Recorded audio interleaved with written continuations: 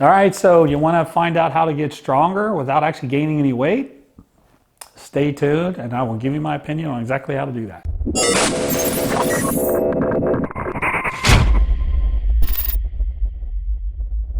Okay, hi everybody. I got an interesting question last week, and the question was, how can I get stronger without gaining any weight?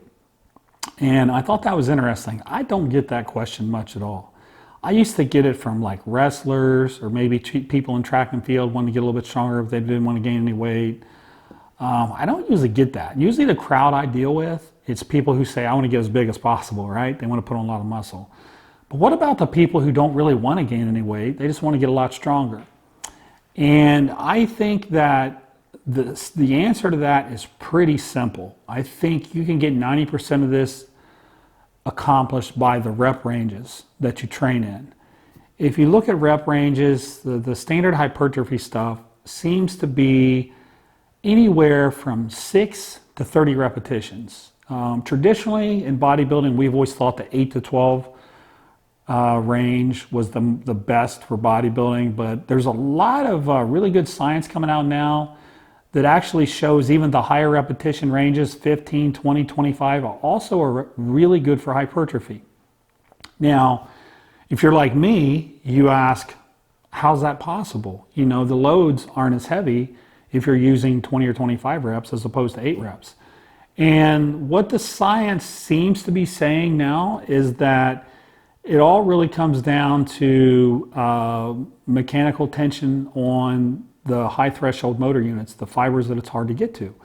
And you can get to those with heavier weight, or you can exhaust a lot of the slow twitch fibers to thereby, with higher repetitions, to thereby call upon those fast twitch fibers, the high threshold motor units, to actually do the work.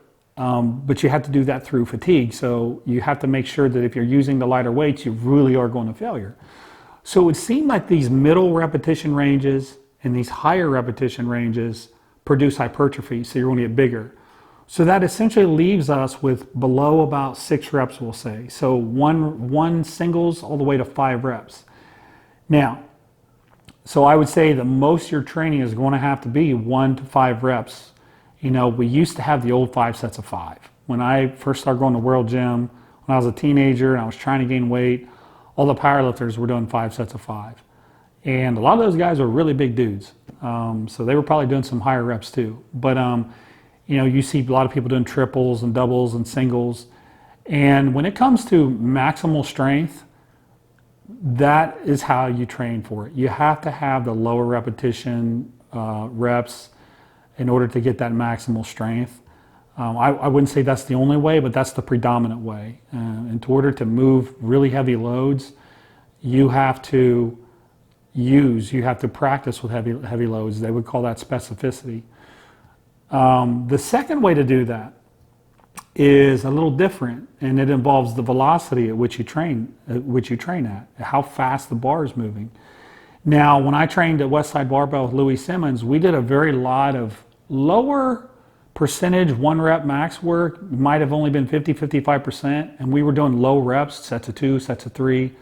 Those of you who are trained at Westside can vouch for that. But the guys there, we got incredibly strong, and we could produce tremendous amounts of force by training at those really high velocities where the bar speed would be really high. Now, again, if you look at the science would tell you that the real high velocity, lower weights will not cause hypertrophy. The hypertrophy seems to be caused by the heavier weights where you're moving the weight slower because you're fatigued, so there's a lot of load on the muscle fiber, there's time under tension. The actin and myosin filaments are locked, so your muscle can produce as much force as it can produce. And I saw that with a lot of the powerlifters. These guys would be able to lift incredible amounts of weight, but they weren't that big. I saw guys squatting 800-900 pounds with 25-inch legs. I saw guys bench pressing 500 pounds that probably wore a size medium t-shirt, maybe a large.